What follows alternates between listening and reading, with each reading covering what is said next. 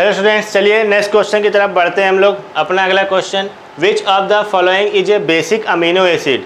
ठीक है, तो बेसिक अमीनो एसिड, देखिए अमीनो एसिड तीन टाइप के, या तो एसिडिक होंगे, या तो बेसिक होंगे, या तो क्या होंगे, न्यूट्रल। एक छोटी सी चीज़ है जो हम आपको बता दे रहे हैं कि कैसे डिफाइन करते हैं कि जो भी कोई भी हमारे पास अमीनो एसिड है तो वो किस तरीके से डिफाइन होता है। उस अमीनो एसिड से ऑलवेज एक लगा होता है हमारे पास हाइड्रोजन, एक हमारे पास लगा होता है NH2, एक लगा होता है हमारे पास एसिड ग्रुप COOH, और इसके अलावा एक ग्रुप लगा होता है क्या, Z। ठीक है, तो अमीनो एसिड्स में है क्या, अगर आप लोग यहाँ पे चेक करना चाहेंगे तो हाइड्रोजन ऑलवेज फिक्स है, एक बेसिक पार्ट है NH2, एक एसिडिक पार्ट है COOH, और एक ग्रुप लगा होता है Z। अब ये Z चेंज होता जाता है, जिससे अमीनो एसिड्स के टाइप भी क्या होते जाते हैं, चेंज। तो अगर basic part one acidic part एक दूसरे को क्या कर रहे हैं, न्यूट्रलाइज कर रहे हैं, इसी को हम लोग क्या बोलेंगे, ज्यूटेराइन। कि NH2 COOH H+ यहाँ से रिमूव हो जाएगा, तो यहाँ आ जाएगा नेगेटिव चार्ज, यहाँ आ जाएगा पॉजिटिव, तो उसको क्या बोल देंगे, ज्यूटेराइन। तो बेसिक और एसिडिक, अगर Z पार्ट एसिडिक बढ़ रहा है तो अमीनो एसिड क्या होगा, एसिडिक, और अगर Z पार्ट बेसिक बढ़ रहा होगा तो अमीनो एसिड क्या हो जाएगी, बेसिक। जैसे कि एलेनिन है हमारे पास, ठीक। हालांकि आप अगर ये क्वेश्चन देखेंगे तो ये सेम क्वेश्चन आपका बायो में भी आया है, इसी पेपर में बायो में भी सेम क्वेश्चन रिपीट किया गया है, बस थोड़े से ऑप्शन चेंज कर दिए गए हैं। बाकी जो आंसर होना है ऑप्शन लाइसिन वो वहाँ पे भी है, यहाँ पे भी है। ठीक है, चलिए हम लोग स्ट्रक्चर देख लेते हैं, किस स्ट्रक्चर में कौन सा हम लोग बनाते हैं। जैसे कि एलेनिन, तो एलेनिन में अगर हम लोग चेक करें तो एलेनिन में जो Z पार्ट है वो Z पार्ट होता है CH3। ये जो Z पार्ट है ये कौन सा एलेनिन में पाया जाएगा, CH3। बताइए क्या CH3 एक बेसिक पार्ट तो एक एसिडिक को क्या किया हुआ है, न्यूट्रलाइज किया हुआ है, बट Z CH3 होने की वजह से एलेनिन कैसा अमीनो एसिड होगा हमारे पास, न्यूट्रल, क्योंकि ये ना कोई एसिडिक बिहेवियर शो करेगा ना ही कोई बेसिक बिहेवियर शो करेगा। ठीक, इसी तरीके से हम लोग टायरोसिन, अगर टायरोसिन को देखना चाहें तो टायरोसिन में जो Z पार्ट हमारे पास होता है, देखिएगा टायरोसिन में Z पार्ट का जो हम लोग यूज करते हैं वो इस तरीके से होता है CH2 4, और या तो इस तरीके से हम लोग देख सकते हैं कि टायरोसिन में जो भी हमारे पास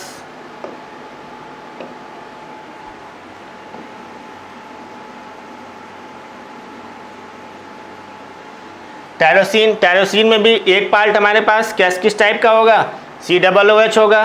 दूसरा पार्ट टायरोसिन में जो हमारे पास पाया जाएगा वो किस टाइप का पाया जाएगा, दूसरा बेसिक NH2 होगा। और जो Z पार्ट हमको यूज करना है वो Z पार्ट देखिएगा क्या होगा, यहाँ पर CH2, इसके साथ एक फिनाइल ग्रुप, और एक लगा होगा क्या हमारे पास OH। ठीक, तो अगर Z part CH2 phenyl group OH है तो OH ग्रुप क्या शो कर रहा है, एसिडिक करेक्ट है, यानी टायरोसिन के पास जो अमीनो एसिड है वो कैसा हो जाएगा, एसिडिक टाइप का हो जाएगा। इसी तरीके से अगर लाइसिन देखें तो लाइसिन में अगर हम लोग चेक करना चाहें तो लाइसिन में हमारे पास Z पार्ट कौन सा होता है, तो लाइसिन में हम लोग चेक कर सकते हैं जो हमारे पास Z पार्ट आता है वो NH2 से रिलेटेड यानी बेसिक टाइप का होता है। किस टाइप का होता है, देख लीजिए Z पार्ट इस तरीके से लगा होगा हमारे पास CH2 4 एंड NH2। अब बताइए NH2 क्या डिस्क्राइब कर रहा है, बेसिक नेचर, यानी लाइसिन कैसा हो जाएगा हमारे पास, बेसिक टाइप का। इसी तरीके से सेरीन है, सेरीन भी हम लोग चेक कर सकते हैं कि सेरीन में जो हमारे पास Z पार्ट होता है वो होता है CH3OH, यानी सेरीन किस टाइप का हो गया हमारे पास, एसिडिक। तो अगर बेसिक पूछा है तो एलेनिन न्यूट्रल है, टायरोसिन OH होने की वजह से एसिडिक है, लाइसिन NH2 होने की वजह से बेसिक है, यानी आंसर कौन सा हो जाएगा, lysine. Urea reacts with water to form A, which will decompose to form B. B when passed through copper plus 2 deep blue color solution C is formed. What is the formula of C from the following? ठीक है, देखिए ये question है आपका, एक reaction है, उस reaction को अगर हम लिखना चाहें, जैसे इसमें दिया गया है यूरिया, तो यूरिया जैसे हम सबको पता है जो फार्मूला होता है NH2CO एंड NH2। ठीक है, ये यूरिया है, और यूरिया की अगर हम लोग वाटर से रिएक्शन देखें तो यूरिया वाटर से रिएक्शन करके जो बनाएगा हमारे पास वो होता है CO2 and plus ammonium hydroxide NH4OH। तो ये जो यूरिया वाटर से रिएक्ट करके बना रहा है A, और A डिकम्पोज करके क्या बना दे रहा है, B बना दे रहा है। तो ये जो बना हमारे पास A, ये A है, और इसी को अगर हम लोग देखना चाहें यहाँ पर तो NH4OH अगर हम लोग डिकम्पोज करें यानी टेम्परेचर दें तो ये हमारे पास बना दे रहा है अमोनिया, और इसके अलावा क्या दे देगा, वाटर। तो ये अमोनिया जो हमको मिल गया, ये क्या मिल गया हमको, बी। NH4OH डिकम्पोज हुआ, मिल गया NH3 और वाटर। तो NH3 जो मिला हमको, ये क्या मिल गया, बी। और फिर फर्दर बोल रहा है कि जो बी है when pass through copper solution, तो डीप ब्लू कलर हमको मिलता है। तो यानी बताइए अब यहाँ से अमोनिया विद कॉपर, तो चेक कर लीजिए अमोनिया विद कॉपर किस ऑप्शन में आपको दिया गया है, डायरेक्ट किस ऑप्शन में दिया गया है, पहले। और ये जो कलर होता है ये किस कलर का सॉल्यूशन होता है, डीप ब्लू कलर सॉल्यूशन। किस सॉल्यूशन में होता है, डीप ब्लू कलर सॉल्यूशन में, ठीक है। चलिए next question. A mixture of nitrogen and argon gases in a cylinder contain 7 gram of nitrogen and 8 gram of, एक सिलेंडर है जिसमें नाइट्रोजन और आर्गन गैस भरी गई है। नाइट्रोजन 7 ग्राम है और आर्गन कैसी 8 ग्राम, दोनों ही क्या है, नॉन रिएक्टिव है, आपस में रिएक्शन नहीं करेंगी, दोनों इनएक्टिव टाइप की गैसें हैं, ठीक है।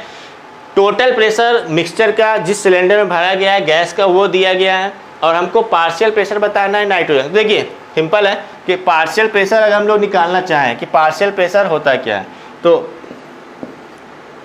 बेसिकली लिखना चाहें पार्शियल प्रेशर ऑफ नाइट्रोजन निकालना है, तो partial pressure of nitrogen is equal to total pressure and into mole fraction of nitrogen. ये तो हमारे पास क्या हो गया, फॉर्मूला हो गया।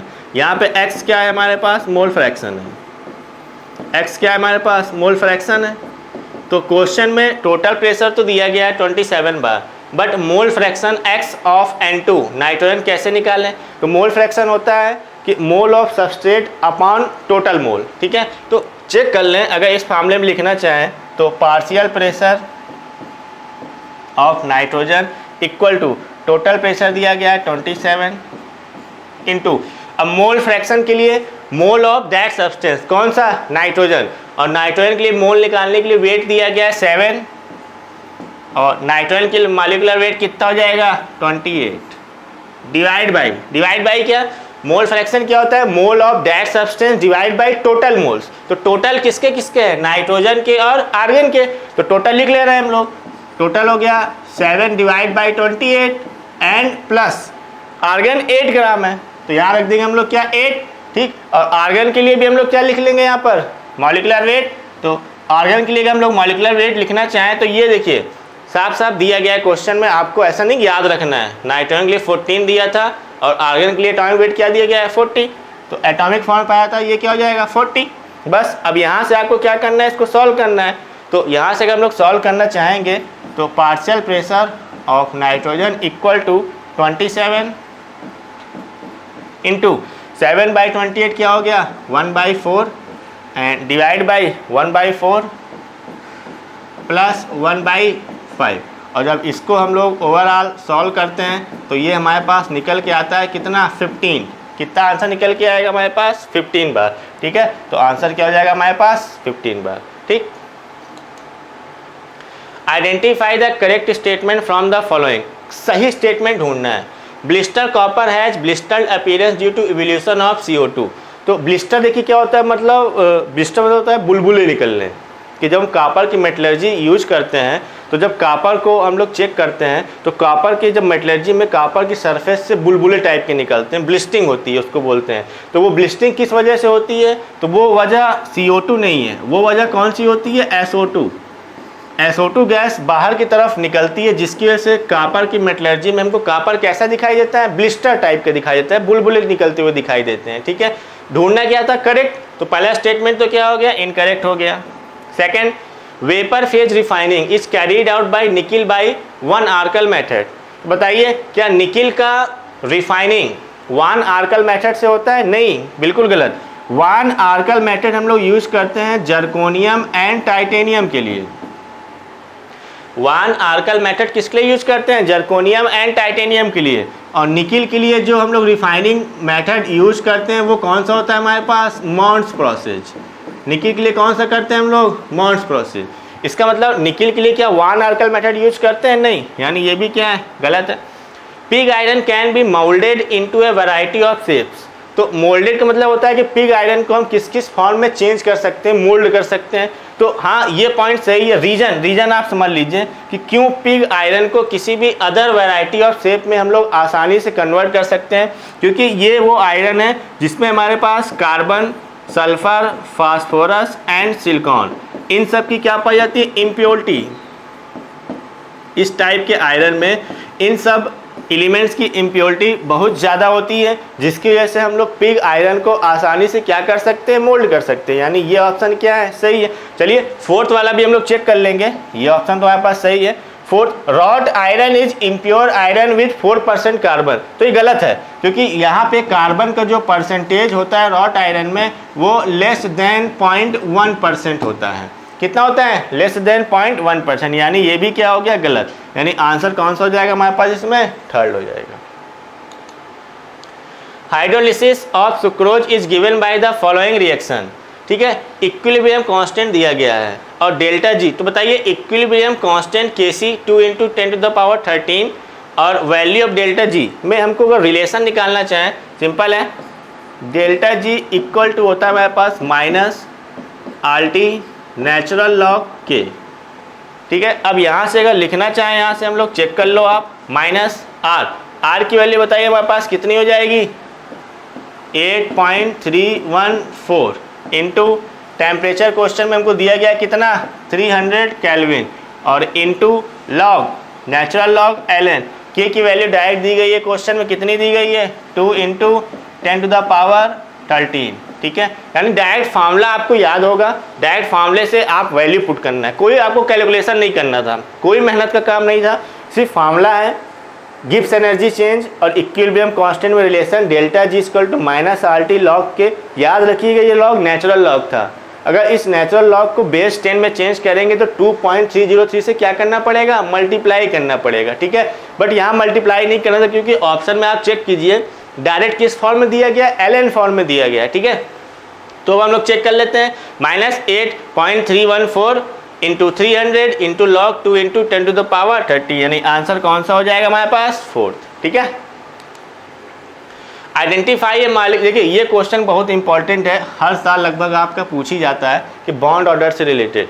तो विच डज नॉट एग्जिस्ट, तो जिस भी मालिक्यूल का बॉन्ड ऑर्डर 0 होगा वो हमारे पास एग्जिस्ट नहीं करेगा। और 0 बॉन्ड ऑर्डर निकालने के लिए हमने आपको एक ट्रिक बता रखी थी, वो ट्रिक थी BA BA BBB AA। ठीक, ये ऐसे बोला था, बाबा BBB AA। बी से बॉन्डिंग था, ए से क्या था, एंटी बॉन्डिंग। ये ऑर्बिटल है, मॉलिक्यूलर ऑर्बिटल थ्योरी के अकॉर्डिंग बॉन्डिंग में 2 electron, anti bonding 2, bonding 2, anti bonding 2। ये ट्रिक आपको हमने पढ़ा रखी है।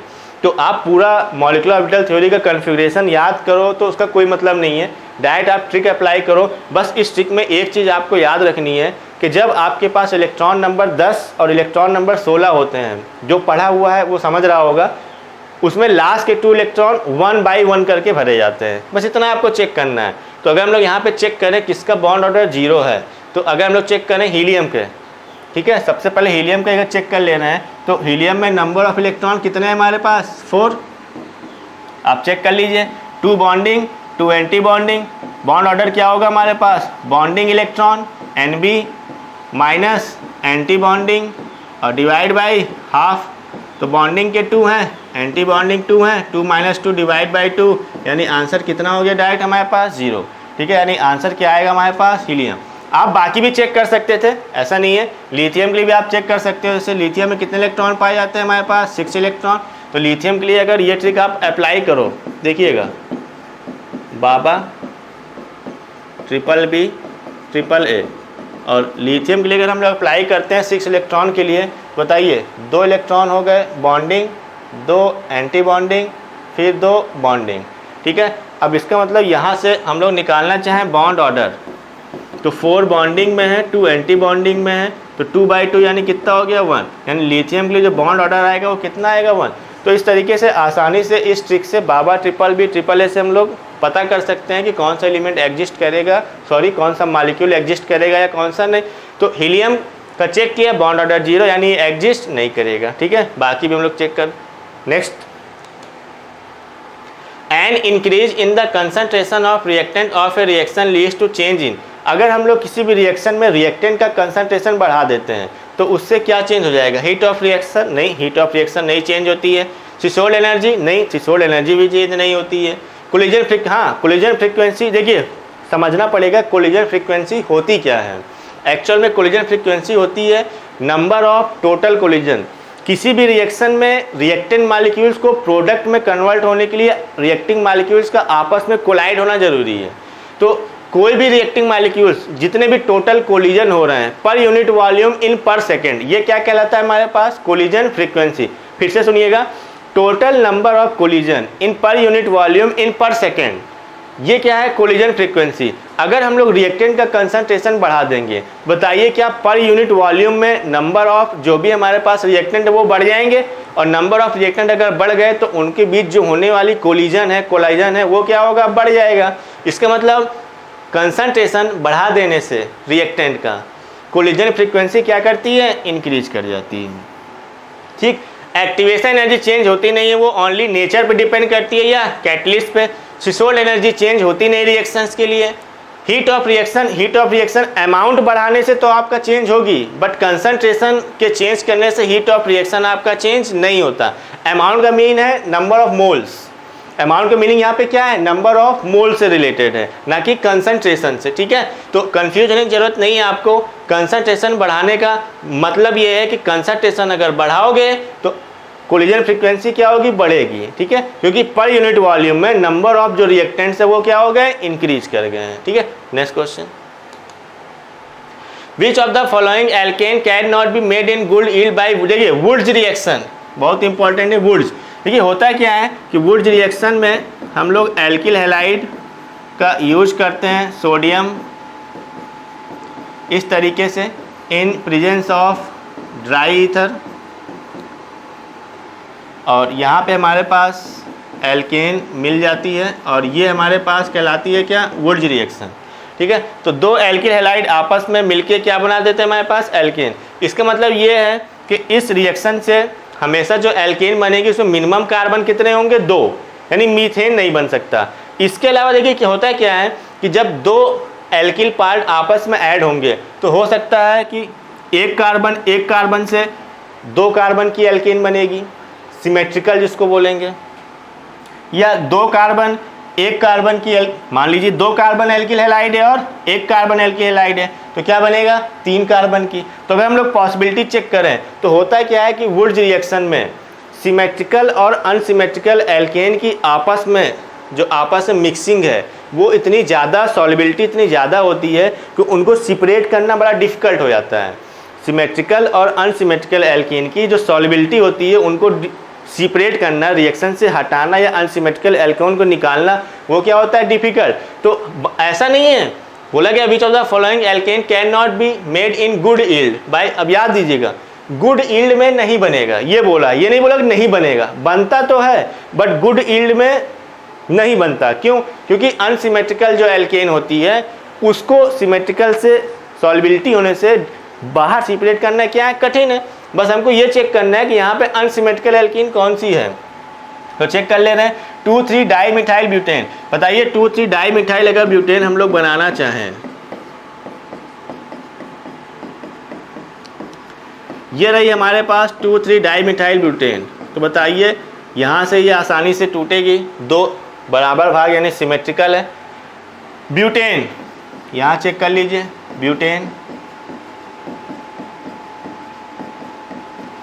ब्यूटेन को भी आसानी से तोड़ा जा सकता है, सिमेट्रिकल है, ये भी बन सकती है। हेप्टेन, बताइए हेप्टेन में अगर हम लोग चेक करना चाहें तो 7 नंबर कार्बन आएंगे, कितने आएंगे टोटल? 7।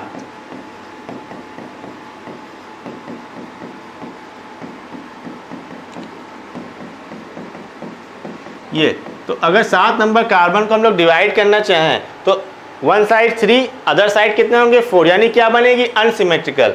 तो ये अनसिमेट्रिकल एल्केन है और अनसिमेट्रिकल एल्केन बनती तो है वुड्स रिएक्शन में बट बहुत ही क्या बनती है? कम यील्ड में। ठीक है, या अनसिमेट्रिकल एल्केन को हम लोग वुड्स रिएक्शन में यूज नहीं करते, बनाने के लिए कभी नहीं करते हैं क्योंकि सेपरेशन क्या होता है? कठिन होता है। ठीक है, तो आंसर क्या हो जाएगा हमारे पास? N, heptane.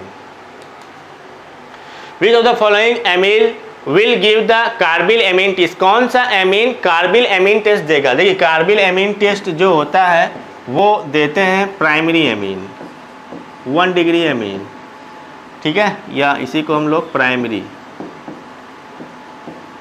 एमीन बोलते हैं, या इसी को एक और टेस्ट हम लोग बोल देते हैं, वो होता है हमारे पास आइसोसाइनाइड टेस्ट। क्या बोल देते हैं? Isocyanide test. तो हम चेक कर लें प्राइमरी, यहाँ चेक करेंगे नाइट्रोजन से 2 एल्किल पार्ट लगे हुए हैं तो ये क्या है? सेकेंडरी है। यहाँ नाइट्रोजन से 3 एल्किल पार्ट लगे हुए हैं यानी ये क्या है हमारे पास? टर्सरी है। यहाँ 2 एल्किल पार्ट जुड़े हुए हैं, ये क्या है? सेकेंडरी है। यहाँ नाइट्रोजन से सिर्फ 1 एल्किल पार्ट लगा हुआ है यानी ये क्या है? प्राइमरी। यानी आंसर कौन सा हो जाएगा हमारे पास? 4th। ओनली प्राइमरी एल्कीन जो होती है वो क्या देती है? आइसोसाइनाइड या कार्बिल एमीन टेस्ट देती है, ठीक है। On electrolysis of dilute sulfuric acid using platinum electrode, the product obtained at NO। देखिए समझिएगा कि डाइल्यूट सल्फ्यूरिक एसिड, क्या बात कर रहा है? डाइल्यूट। तो डाइल्यूट सल्फ्यूरिक एसिड में हमारे पास डाइल्यूट का मतलब वाटर भी है, H2O, इसके अलावा क्या पाया जाएगा? H2SO4, ठीक है। अगर इसको तोड़ने पे हम लोग आएंगे तो कैटायन बनता है H+ एंड OH-। H2SO4 को भी अगर हम लोग डिसोसिएट करते हैं तो बनेगा 2H+ एंड सल्फेट। तो जो कैटायन है वो तो क्या है? कॉमन है, वाटर में भी H+ है, यहाँ पे भी क्या है? 2H+। तो अगर चेक करना चाहें तो कैथोड पर कैटायन, और कैटायन का क्या होगा? पॉजिटिव चार्ज मतलब क्या होता है? पॉजिटिव मतलब इलेक्ट्रॉन की क्या है? कमी है, तो इलेक्ट्रॉन क्या करेगा? गेन। तो कैटायन पर, कैथोड पर क्या होगा हमारे पास? Reduction, gaining of electron. तो रिडक्शन किसका होगा? H+ का होगा। और अगर H+ का आप लोग रिडक्शन कराना चाहेंगे इस तरीके से तो 2 इलेक्ट्रॉन ये गेन करेगा और किस में कन्वर्ट हो जाएगा? हाइड्रोजन। बस याद रखिएगा ये किस पे मिल रहा है हमको? कैथोड पे। किस पे मिल रहा है? कैथोड। और पूछा क्या गया? एनोड। हाइड्रोजन गैस हमको मिलेगी, हाइड्रोजन गैस क्या है? हमको मिलेगी, बट हाइड्रोजन गैस किस पे मिलेगी? कैथोड पे मिलेगी, ठीक। बट हमें चाहिए किस पे? पूछा किस पे गया? एनोड। अब कंडीशन ये है कि एनोड पर डिस्चार्ज होता है एनायन। एनोड पे कौन डिस्चार्ज होता है? एनायन। और एनायन हमारे पास क्या दिए गए हैं? OH- and sulphate. अब इन दोनों एनायन में से कौन सा एनायन ऐसा होगा जो प्रेफरेंशियल डिस्चार्ज होगा, ठीक। तो जिसका प्रेफरेंशियल डिस्चार्ज पोटेंशियल जितना कम होता है वो उतनी ही आसानी से क्या हो जाता है? डिस्चार्ज हो जाता है। तो इन दोनों में से अगर हम लोग चेक करें तो हाइड्रोक्सिल आयन का जो प्रेफरेंशियल डिस्चार्ज पोटेंशियल PDP है वो क्या है? कम है। तो इसलिए आसानी से हाइड्रोक्सिल आयन यहाँ पे ऑक्सीडाइज करेगा और ऑक्सीडाइज करने के बाद ये कन्वर्ट हो जाता है H2O में और ऑक्सीजन गैस में, ठीक है। यानी कि हमको एनोड पे अगर चेक करें तो क्या मिल जाती है? हमारी ऑक्सीजन गैस, ठीक है। देखिए इसके लिए एक ट्रिक भी है जो बताई थी हमने आपको, अगर आपको याद होगा कि कैटायन के लिए चेक करते हैं कि प्रेफरेंशियल डिस्चार्ज पोटेंशियल किसका कम है। एनायन के लिए जो हमने ट्रिक बताई थी उसमें था ट्रिक में सोना नहीं हो कल बरसात आएगी। अगर आपको याद होगा, आपने नोट्स पढ़ी होगी तो उसमें एक ट्रिक हमने बताई थी, सोना नहीं हो कल बरसात आएगी, ठीक है। तो आपको अगर लिखना चाहें आप ऐसे समझ लीजिए, सोना नहीं हो, सोना मतलब सल्फेट, नहीं मतलब नाइट्रेट, हो मतलब हाइड्रोक्साइड, कल मतलब क्लोराइड, बरसात मतलब ब्रोमाइड और आएगी मतलब आयोडाइड। तो कंटिन्यू आप चेक करते जाएंगे तो धीरे धीरे हमारे पास प्रेफरेंशियल डिस्चार्ज डिक्रीज करता जाता है, जिससे होने वाला जो हमारे पास गैस है वो क्या होगा? आसानी से ऑब्टेन, ठीक। यानी कि चेक कीजिएगा, सोना सल्फेट नहीं हो मतलब हाइड्रोक्साइड, यानी कौन सा हमारे पास डिस्चार्ज फर्स्टली होगा? हाइड्रोक्साइड होगा, जिसकी वजह से क्या मिल जाएगा हमको? आसानी से ऑक्सीजन मिल जाएगा, ठीक है। चलिए next question. What is the change in oxidation number of carbon in the following reaction? Check कर लीजिए, यहाँ पे कार्बन चेक करेंगे तो हाइड्रोजन का अगर +4 होता है तो कार्बन यहाँ किस फॉर्म में? -4 में। और यहाँ पे कार्बन चेक करेंगे ड्यू टू क्लोरीन, तो क्लोरीन का ऑक्सीडेशन स्टेट -1 तो कार्बन +4, तो -4 से किस में कन्वर्ट हो रहा है? +4 में। तो आप लोग चेक कर लीजिए, -4 to +4 simple option, simple oxidation check करना था हम लोगों को। Anisole on cleavage with HI गिफ्ट। देखिए एनिसोल अगर हम लोग देखना चाहें स्ट्रक्चर,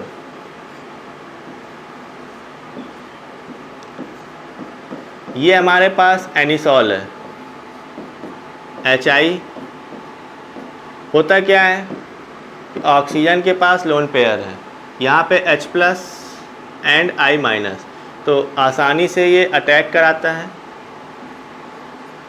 और इस तरीके से ये अगर देखना चाहें तो ऑक्सीजन से जुड़ जाएगा H और एक लगा हुआ है CH3 और ऑक्सीजन पे चार्ज क्या जनरेट हो जाएगा, पॉजिटिव। फिर नेक्स्ट केस में यहाँ पे हमारे पास आयोडाइड आयन है, इजीली अटैक कराएगा ये आयोडाइड आयन, यहाँ से इलेक्ट्रॉन ये आसानी से यहाँ ब्रेक करेंगे और हमारे पास जो प्रोडक्ट यहाँ से बन जाता है वो बन जाएगा क्या, हमारे पास OH N+ CH3I। बस अब आप चेक कर लीजिए OH + CH3I हमको किस ऑप्शन में मिल रहा है, ये 4th ऑप्शन में, ठीक है। Next, measuring zeta potential is useful in determining which property of colloidal. तो देखिए होता क्या है कि दो टाइप के कोलाइडल सॉल्यूशन है, पॉजिटिव टाइप का है एंड नेगेटिव। अगर हम बात कर रहे हैं अपने हाइड्रोक्साइड की, देखिएगा हाइड्रोक्साइड की कोई भी हमने यहाँ पे ले लिया, जैसे फेरिक हाइड्रोक्साइड सॉल, तो फेरिक हाइड्रोक्साइड सॉल जो होता है वो पॉजिटिव टाइप का। कोई भी हाइड्रोक्साइड कोलाइडल सॉल्यूशन जो होते हैं वो किस टाइप के होते हैं, हमारे पास पॉजिटिव कोलाइडल सॉल्यूशन है, ठीक है। अगर पॉजिटिव कोलाइडल सॉल्यूशन है तो इस पॉजिटिव कोलाइडल सॉल्यूशन ये एक फिक्स्ड लेयर होती है और इस फिक्स लेयर के बाहर एक हमारे पास मोबाइल लेयर भी पाई जाती है इस तरीके से। ये इसको हम लोग बोलते हैं मोबाइल या डिफ्यूज लेयर, मोबाइल और डिफ्यूज लेयर। और जो अंदर वाली लेयर होती है वो कैसी होती है हमारे पास, फिक्स्ड। तो मोबाइल लेयर और फिक्स्ड लेयर के आपस के बीच में एक पोटेंशियल जनरेट होता है, उसको हम लोग क्या बोल देते हैं, जीटा पोटेंशियल। इसी जनरेट होने पोटेंशियल को क्या बोलते हैं हम लोग, जीटा पोटेंशियल बोलते हैं। अब बताइए ये पोटेंशियल इन दोनों के बीच में जितना स्ट्रांग होगा, जो हमारे पास कोलाइडल सॉल्यूशन है उसकी स्टेबिलिटी इतनी क्या होगी, हमारे पास बढ़ जाएगी, ठीक है। यानी कि जीटा पोटेंशियल यूज होता है किसके लिए, स्टेबिलिटी ऑफ कोलाइडल पार्टिकल्स के लिए, ठीक है। Paper chromatography is an example of, तो पेपर क्रोमेटोग्राफी एग्जाम्पल, ये एनसीईआरटी का पॉइंट है याद करने वाला कि पेपर क्रोमेटोग्राफी किसका एग्जाम्पल होता है हमारे पास, पार्टीशन क्रोमेटोग्राफी का, ठीक है। नेक्स्ट क्वेश्चन, मैच कराना है, देखिएगा CO + H2, तो आप सबको पता है कार्बन मोनोऑक्साइड प्लस हाइड्रोजन ये क्या होती है हमारे पास, सिंथेटिक गैस होती है। उसके बाद फिर नेक्स्ट लिखा हुआ है हमारे पास टेम्पररी, तो टेम्पररी हार्डनेस अगर हम लोग चेक करें, टेम्पररी हार्डनेस शायद इनकम्प्लीट है यहाँ पे क्वेश्चन, टेम्पररी हार्डनेस होना चाहिए था यहाँ पे, टेम्पररी हार्डनेस। तो टेम्पररी हार्डनेस जो होती है वो due to bicarbonate of magnesium and calcium. इसके अलावा अगर हम लोग चेक करें तो B2H6 और H2O2, तो B2H6 अगर चेक करें तो ये इलेक्ट्रॉन डिफिशिएंट कंपाउंड होता है और H2O2 अगर हम लोग चेक करेंगे तो ये किस टाइप का होता है, non planar, half open book like structure. किस टाइप का होता है, हाफ ओपन बुक लाइक यानी नॉन प्लेनर स्ट्रक्चर।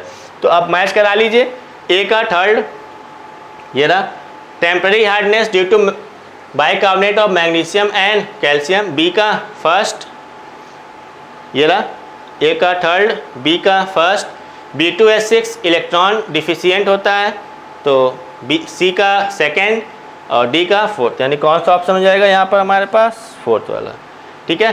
तो ये ओवरऑल हमारे पास सॉल्यूशंस थे, जितना पॉसिबल हो पाया आपके लिए ये सारे सॉल्यूशंस हैं। आसानी से आप अपने आंसर मिला सकते हैं। होप करते हैं कि आप अच्छा पेपर करके आए होंगे, ठीक है।